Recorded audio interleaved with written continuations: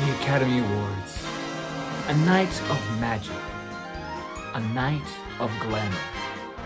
But most importantly, and above all, a night of unhealthy self-absorption. You like me! Yeah, let's be real. The Academy Awards is a night, really, for celebrities to, well, celebrate each other for being celebrities. That sounds awful. However, the Academy Awards serve another purpose, a purpose that I personally enjoy and try to focus on when it comes to the event. I feel the Academy Awards are a time for film appreciation. The winner is kind of more or less beside the point for me. And the Oscar goes to... I don't care. These films are nominated for Best Picture. They've already won in my book. So let's take a look at these films nominated for Best Picture and talk about why they should win Best Picture.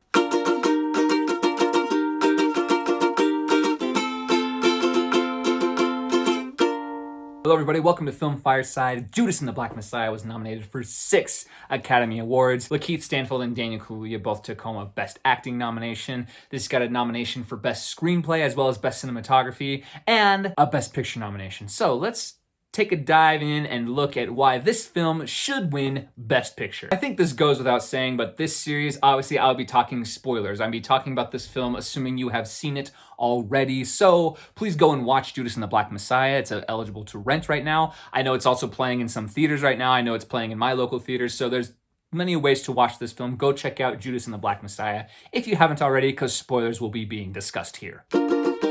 First and foremost, this film is a masterclass in the hook. Aye, the hooks. Hooking an audience is actually kind of a hard skill. I think a lot of times filmmakers attempt cheap tactics to hook their audience. Here's an example of it. You may have noticed a lot of famous TV series start off their first episodes. There's always seems to be a copious amount of nudity for some reason. So cheap ways like that are ways to hook an audience in. However, this film masterfully hooks us and continues to give a little unrealism, give a little realism, and keep re-hooking us into the story, so you're inevitably on the edge of your seat the entire time. We start off seeing our character William O'Neill, and if you've seen the trailer for this, you are aware that he is an FBI informant at this point, or even somewhat familiar with the story, you know that he is an FBI informant. You see him dressed as an FBI agent, going to hit up a bar that seems to be occupied by members of the Crowns, which is a gangster group from what I understand. I'm sorry, my history and research on this is a little limited as far as the historical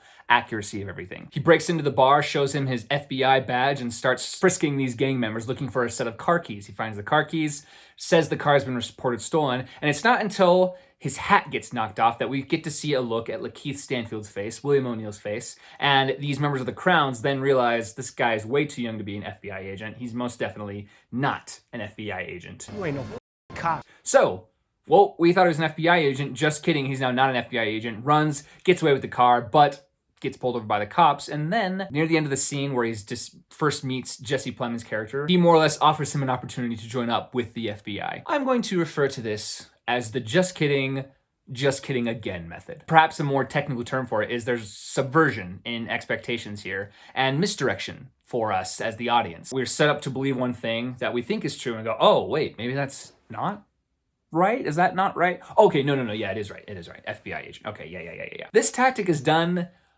a lot through this film. And this is a good segue into the next element of this. This is really a character study of William O'Neill for me. There's a lot of elements of this that totally dive into what is going on with him. Like, why does he keep misdirecting us, the audience? William O'Neill's struggle throughout this film is just absolutely insane and very unique and crazy in some instance, and totally fits the bill of a crime film noir genre type of movie. In fact, many times for this film, I get more or less of a Taxi Driver-ish type of story or type of vibes going on here. You talking to me? Where it's almost his descent into madness. It's the opposite of Taxi Driver, where Taxi Driver, Robert De Niro's character is experiencing loneliness, an intense amount of loneliness, and that's driving him to madness. Whereas Lakeith Stanfield is experiencing this high amount of stress, which is driving him to madness, in that he can't make a commitment to what's going on here. He's definitely playing both sides and is starting to feel himself being drawn to both sides for many various reasons. As he shows more commitment into being committed to the Black Panther Party and then finds himself recommitting back to being an FBI informant,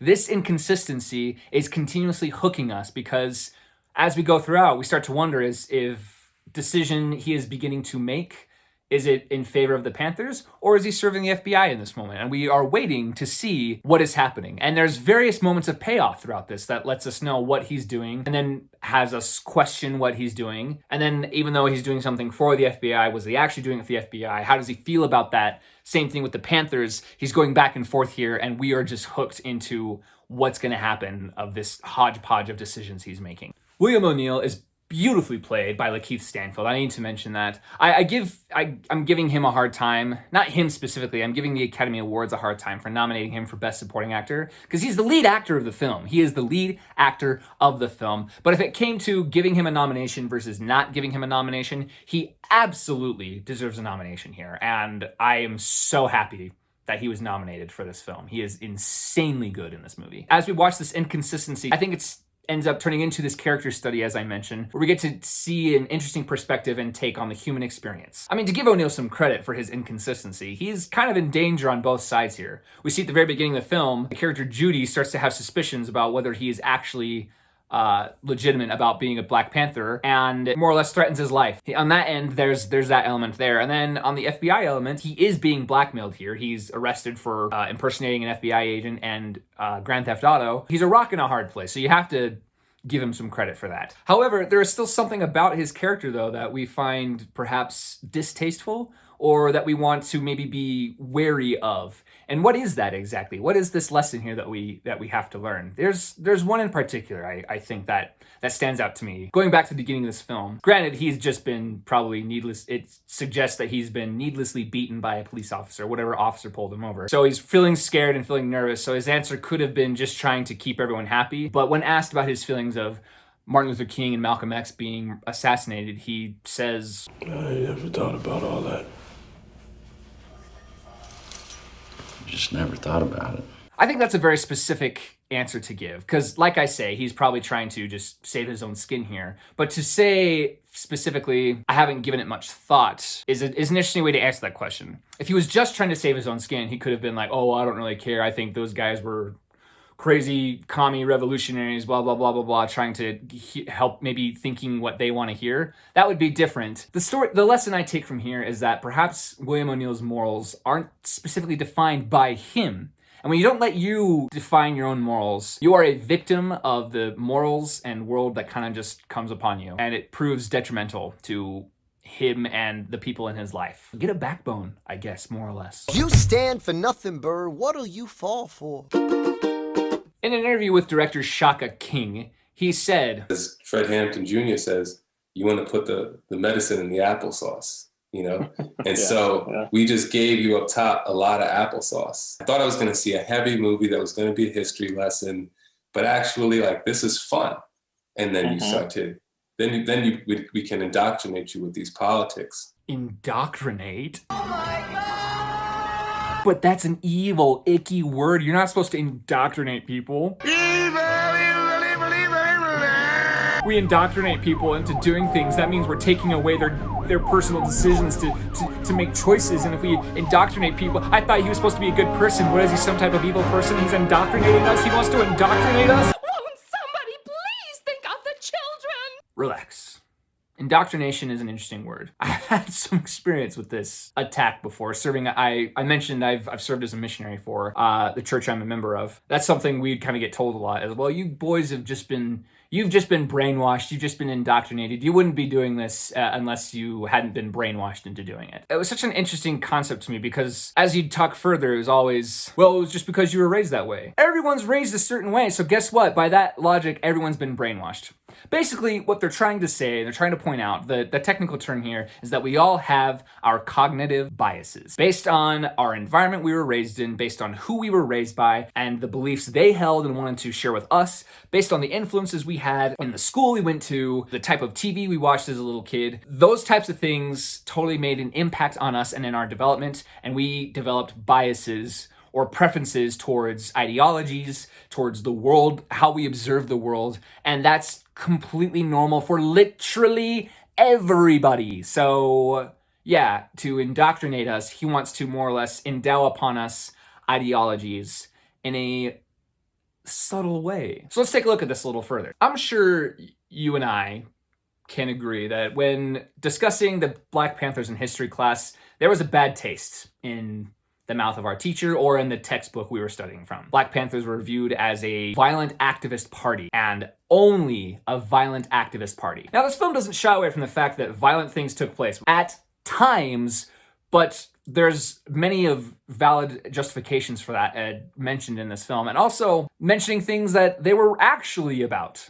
You know, there's many ideologies that are fixed and changed from this in this film through the biopic elements of Fred Hampton. We hear his speeches, we hear what he stood for and what he actually believed, and the things he did to outreach to many various groups of people, the KKK even. You start to realize there's a lot more to the Black Panthers, knowing that misinformation is widely accepted about the Black Panthers and Fred Hampton specifically. Shaka King knew that if he wanted to share the message of this, which was really important to him, being that Fred Hampton was in fact a very, very good man with great ideals, and that the Black Panthers had some good ideologies that we could perhaps learn from, he knew that to just send that message out there would be only for the people who already knew that. That would only serve people who already felt good towards the Black Panthers. He knew that if he wanted to reach more people, he had to be a little more specific and tactful with how he did this. He actually says this himself more or less in another interview. If I can include this clip here, I will. It's a little long. I might get demonetized for it, but whatever. Whatever. Stupid demonetization. The role of this film is to just tap your shoulder and get you interested if you weren't otherwise. That's the whole reason to even couch it in genre and to not make, that's one of the reasons to couch it in genre and not make a traditional Fred Hampton biopic, because a traditional Fred Hampton biopic, if you could have gotten made in Hollywood, which you couldn't have, but if you could have gotten it made, would have only courted the attention of people who had an interest in Fred Hampton and his politics already, versus something like this film, which, you know, if you cut together a sexy trailer like Warner Brothers managed to do, folks who just want to go watch, you know, gunfire and think that they're, you know, going to watch, you know, a gangster film, they're going to end up finding something a little bit more than that. Basically, the point I am making here is this film is genius in its execution of converting us or indoctrinating us with the actuality of the Black Panther Party and Fred Hampton. Shaka King, as did Fred Hampton, by the way, and this film even knows that humans are complicated creatures. We come from many walks of life, various backgrounds, and knows that to reach a certain people, you need to go where they are and level with them, connect with them, have a personal relationship with them, and then welcome them into these beliefs that you think are really beautiful and that have served you, and therefore we get to recruit more people. To hone this point further, let me compare this to another story that we hear literally every Christmas. Let's talk about the story of Ebenezer Scrooge. You all know the story of Ebenezer Scrooge. He's a mean, money-hungry old miser who is so wicked and mean that a ghost of one of his friends has to come and warn him that he is evil. My question to you is why wasn't that just enough for him? Why didn't the ghost just come and say, hey, look, I've seen what's going on the other side, you gotta stop? Because he does say that. Gives the message very clear. Instead, the ghost decides to have 3 more spirits come and give him specific lessons that are very specifically designed for him. Why was that necessary? Again, humans are complicated creatures. He needed more than just being told to believe something. You can't just tell someone to believe something and then expect them to do that. You have to take them on a journey to then discover that for themselves. That's how this works, people. I don't know of anyone in history who's just been told, you're wrong, this is dumb, you need to do this because and they've done that. There is an element of personal conviction and a journey, like I say, that has to exist in order for this to work. Shaka King knows that, and this film knows that, and we are taken on this beautiful journey of discovery for ourselves as well as for new ideas that perhaps we hadn't considered before. A certain element of tact had to go into play here to make this a reality. That's just an effective way to tell stories. That's an effective way to get your message across, is to let people discover your message. I think it has been said before to me that the best lessons are caught, not taught. That integrity and tact totally exists within this film. And I think the fact that that exists is just more or less all the much more a better tribute to who Fred Hampton was. From what I understand, he inhibited that tact and that integrity. Very passionate and very unapologetic for his beliefs. But when it came to recruiting people to join with him, he allowed people to experience that with him. Because, as he says in the film, So how we win this war? There's strength in numbers. if, as he says, war is politics with bloodshed and politics is war without bloodshed, therefore, to win the war on politics, you need people on your side. Therefore, yes, you go where they are and you connect with them and invite them to join with you. I think that element very much exists within this film and is very, very beautiful. And it makes the tragedy of this film all the more frustrating. Makes sense now when you consider the title of this film, how Judas and the Black Messiah, there is definitely that religious connotation there. The Savior came at a time where the Pharisees and Sadducees were very politically charged at the time, and when they are imagining their Savior, they are imagining one who's going to save them from the Roman oppression they were experiencing. But when he came with knowledge of the gospel, with very pure teachings of the doctrine of Christ, and ideologies that have shaped the world in many, many beautiful ways, these Pharisees and Sadducees rejected that and were scared of that because they did not understand it. Perhaps the FBI serves as the Pharisees and Sadducees of this film, and unfortunately, William O'Neill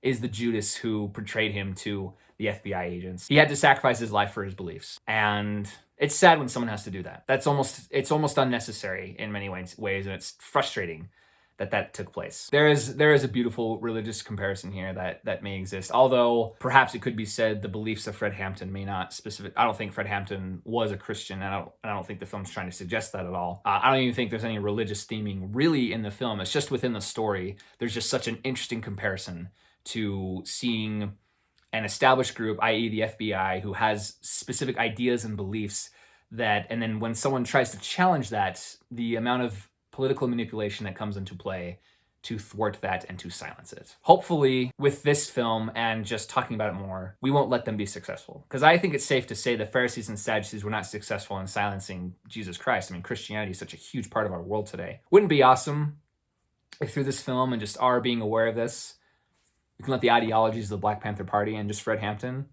exist in the world and not let those people who are fearful win? I think that'd be great.